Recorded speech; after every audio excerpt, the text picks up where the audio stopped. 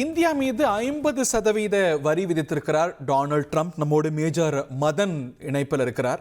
சீனாவை விட ஜாஸ்தி, பாகிஸ்தானை விட ஜாஸ்தி, வங்கதேசத்தை விட ஜாஸ்தி. உலகத்தில் என்ன நடக்குது? Where is India America relations headed? Madan,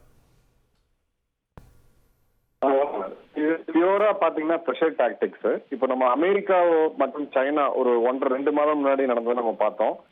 50%, பிறகு அடிஷனலா 35%, பிறகு 100, 200 அப்படின்னு சொல்லிட்டு ஆல்மோஸ்ட் 300-400% வரைக்கும் டெய்லி இதே மாதிரியான ஒரு ப்ரெஷர் வந்ததை பார்த்தோம். சைனாவும் பதிலுக்கு அவங்களும் ஒரு ரிட்டாலிட்டரி டாரிஃப் அப்படின்றத கொண்டு போனாங்க. பட் அது பிராக்டிக்கலா எக்ஸிக்யூட் ஆகல. அதன் பிறகு சைனாவுடைய ரேர் எர்த் மினரல் சப்ளை நிறுத்தப்பட்டுச்சு. பிறகு இவங்க ஒரு டேர்ம்ஸ்க்கு வந்தாங்க. எலக்ட்ரானிக்ஸ்லாம் நாங்க எக்ஸ்யூஸ் பண்றோம்னு சொன்னாங்க. சில எக்ஸம்ஷன்ஸ் கொடுத்தாங்க.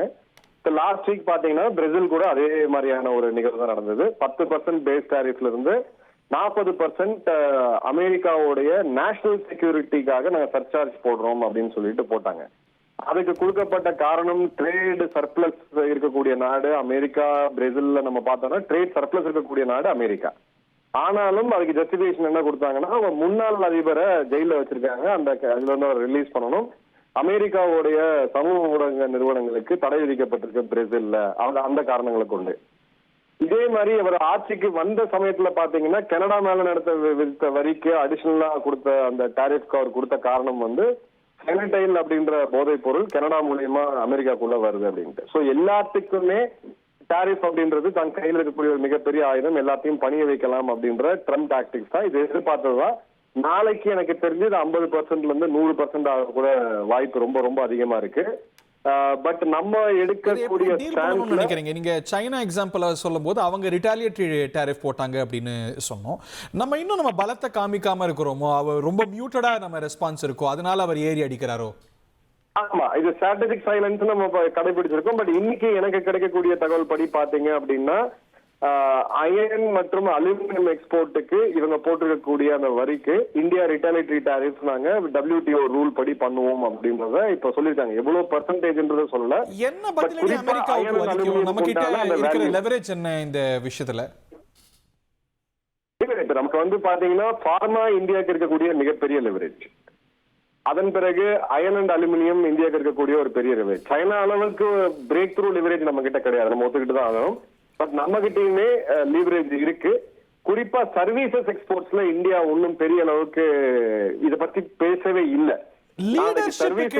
ஒரு பர்சனல் கெமிஸ்ட்ரிங்கிறது இந்த ஆட்சியில ஒரு பெரிய லெவரேஜ்னு ஜனவரி மாசம் பிப்ரவரி மாசம்லாம் நம்ம கொண்டாடிட்டு இருந்தோம். ஆனா அது இன்னைக்கு அடியோட கரைஞ்சு போயிருக்கிறத பாக்குறோம்ல. அவர் இவரை நண்பர்னு சொல்ல, இவர் அவரை நண்பர்னு சொல்ல, முன்னாடி எல்லாம் பிரச்சாரம் செஞ்சிருக்க 2 பேருக்கு இருக்கக்கூடிய பர்சனல் கெமிஸ்ட்ரி இந்த உறவை காப்பாத்துனா அதல பாதாளத்துக்கு நான் கொண்டு போயிட்டு இருக்கு. இப்பவுமே பாத்தீங்கன்னா அவரோட வேர்டிங்ஸ், ட்ரம்ப் அவரோட வேர்டிங்ஸ் பாத்தீங்கன்னா இந்தியா என்னுடைய நட்பு நாடுதான், ஆனாலும் நாங்க இந்த மாதிரியான ஒரு டாரிஃப ஒத்துக்க முடியாது, இந்தியா அளவுக்கு அதிகமான டாரிஃப அமெரிக்கா மேல விதிக்கிறாங்க. இது ட்ரம்ப் ரிப்பீட்டடா சொல்லக்கூடியது. பட் அவங்களுடைய ஈகோ ஹர்ட்டா இருக்கோ? பாகிஸ்தான் விவகாரத்துல நம்ம அவர் சொன்னதை மறுத்து பேசுறோம் அப்படிங்கிறதோ, இல்ல அவர் நியூயார்க்ல பிரதமர் நரேந்திர மோடியை எதிர்பார்த்த போது போகாததோ, இந்த மாதிரி பர்சனல் வெஞ்சன்ஸ் வச்சு அவர் நடவடிக்கைகள் எடுக்கிறாரா? ஏன்னா அந்த மாதிரி பின்புலம் கொண்டவர் தான், ட்ராக் ரெக்கார்ட் கொண்டவர் தான் அவர். இல்ல, எனக்கு இங்க பர்சனல் வெஞ்சன்ஸ் விட இப்ப அவருக்கு ரஷ்யா உக்ரைன் யுத்தத்தை நான் 24 மணி நேரத்துல நிறுத்திடுவேன்னு சொல்லி ஒரு போல் ப்ராமிஸ கொடுத்துட்டு, அமெரிக்கா ஒரு மிகப்பெரிய வல்லரசு, நம்மளோட பவர் நம்ம ரியலைஸே பண்ணல, நம்மளோட பவர் குளோபல் பவர் நம்ம தான், அதை ரீஇன்ஸ்டேட் பண்ணுவோம், மேக் அமெரிக்கா கிரேட் அகைன் அப்படின்றதுதான் அவர் போல் பிச்சே இருந்துச்சு. அவரோட வெற்றி பெற்றதுக்கு ஒரு மிக முக்கியமான காரணமா அது பார்க்கப்பட்டுச்சு. இப்ப அந்த இடத்துல அவரோட ஃப்ரஸ்ட்ரேஷன் ரொம்ப ரொம்ப அதிகமா இருக்கு. ஸ்பெஷலி நீங்க லாஸ்ட் ஒரு 25 நாள் வார் ரிப்போர்ட்டிங் நம்ம உக்ரைன்ல பார்த்தோம்னா, ரஷ்யா தொடர்ந்து டெரிட்டரி கெயின் பண்ணிட்டே இருக்காங்க. ரஷ்யா இவருடைய பேச்சை எங்கேயுமே மதிக்கவே இல்லை. அப்போ அவருக்கு இருக்கக்கூடிய ஒரு ஃபேவர் அப்படின்னு பாத்தீங்கன்னா, ஒண்ணு சைனாவை நெருக்கிறது, இன்னொன்னு இந்தியாவை நெருக்கிறது.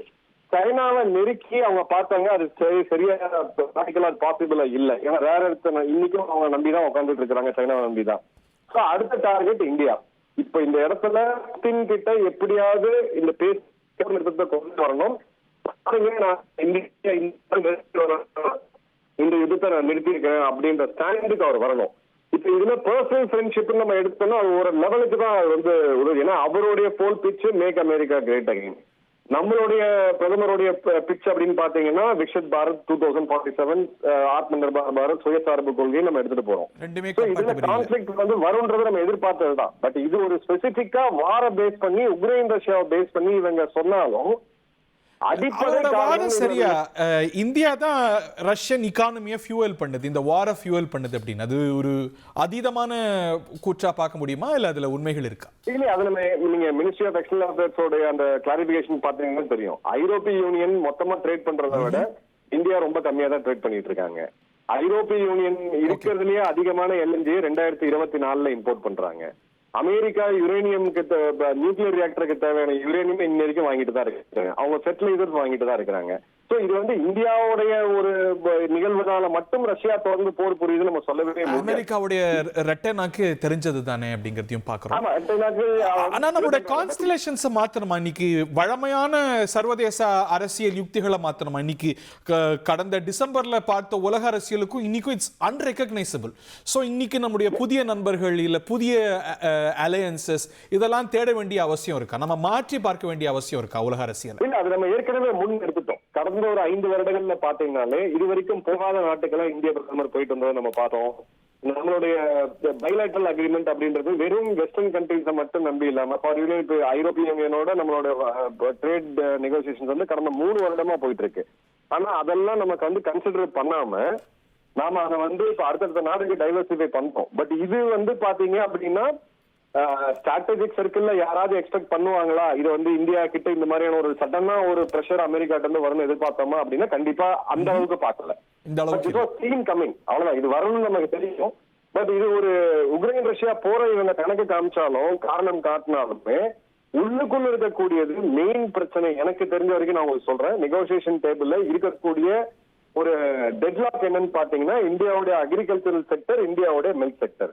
அது எக்காரணத்தை கொண்டும் எந்த ஒரு அரசுமே அனுமதிக்காது.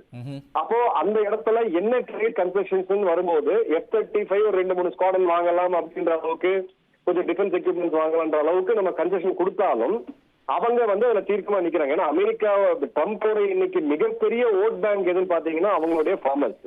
அவங்க ஃபார்மர்ஸ் இன்கம் டபுள் பண்றேன் அப்படின்னு சொல்லியிருக்காரு. இல்ல நேர்களுக்கு விளக்கி சொல்லுங்க. காங்கிரஸ் அரசும் சரி பிஜேபி அரசும் சரி நிறைய ரீஜனல் அக்ரிமெண்ட்ஸ்ல இந்த விஷயத்துல ஃபாரின் காம்படிஷன் நம்ம அலோவ் பண்ணதில்லை. இன்னைக்கு அமெரிக்காவை இந்த இனங்கள்ல அனுமதிச்சா என்ன ஆகும்?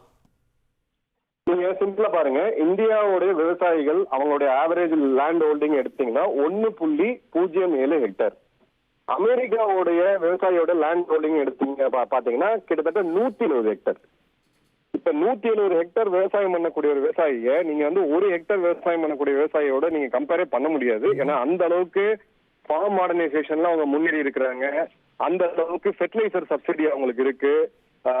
நம்ம நாட்டை விட அவங்களுக்கு கொடுக்கக்கூடிய விவசாயிகளுக்கு கொடுக்கக்கூடிய சப்சிடி அப்படின்றது மிக மிக அதிகம். 3வது பாத்தீங்கன்னா ஜெனட்டிகலி மாடிஃபைட் கிராப்ஸ், GM கிராப்ஸ் அவங்க மிகப்பெரிய லெவல்ல பண்றாங்க. ஸோ நம்மளுடைய நாட்டு விதைகளா இருக்கட்டும், ஹைபிரிட் விதைகளா இருக்கட்டும், இதை ஒரு பக்கம் நம்ம பேலன்ஸ் பண்ணிட்டு GM கிராப் பத்தி நீங்க பார்த்தோம்னா உதாரணத்துக்கு பருத்தியை எடுங்க, கிட்டத்தட்ட 4 மடங்கு ப்ரொடக்டிவிட்டி அதிகம். ஸோ எந்த ஒரு வகையிலுமே இந்தியாவுடைய விவசாயிகளால அவங்க கூட கம்பீட்டே பண்ண முடியாது. கம்பீட் பண்ண முடியாத ஒரு சிச்சுவேஷன்ல நம்ம மார்க்கெட்டை ஓபன் பண்ணி விட்டோம் அப்படின்னா கிட்டத்தட்ட 80 கோடி பேர் இந்திய விவசாயிகள் பெருநட்டம் அடைவாங்க. லேட்டஸ்டா நீங்க ஒரு ரிப்போர்ட் பாத்தீங்கன்னாலே பால் உற்பத்தியை நம்பி 8 கோடி குடும்பங்கள், 8 கோடி பேர் பால் உற்பத்தி விற்பனை சம்பந்தப்பட்டிருக்காங்க. டைரக்டாவோ இன்டைரக்டாவோ பால் தரக்கூடிய தன்மையும் அமெரிக்க பசுக்களுடைய தன்மையும் ரொம்ப ஜாஸ்தி, ஏணி வச்சாலே ரொம்ப ஜாஸ்தி. அது ஒண்ணு. 2வது பாத்தீங்கன்னா இது சோசியல் ஸ்டிக்மாவுமே இருக்கு. இதை பல பேர் புரிஞ்சுக்கல. அவங்களுக்கு அவங்களுடைய கவு ஃபீட் அப்படின்றது நான்வெஜ் அலோவ் பண்ணுவாங்க. அவங்க வெஜ்ஜா இருந்தாலும் சரி நான்வெஜ்ஜா இருந்தாலும் சரி அவங்க வந்து அலோவ் பண்ணுவாங்க. நம்ம வந்து நான்வெஜ் கவு ஃபீட் எடுத்துக்கிட்ட ஒரு இதை வந்து இங்க ஒரு சோசியல் ஸ்டிக்மா அப்படின்றது இருக்கு. ஏன்னா பால் அப்படின்றது நம்ம வெஜிடேரியன் ஃபுட் கன்சிடர் பண்ணிட்டு இருக்கோம். அந்த ஒரு ப்ராப்ளமே இருக்கு. இன்ஃபேக்ட் அதை நம்ம கம்மி பண்ணிட்டு அவங்களுடைய வெறும் வெஜிடேரியன் சோர்ஸ்ல இருக்கக்கூடிய பாலை அளவுனாலே கூடிய நிலைமைக்கு 15% விலை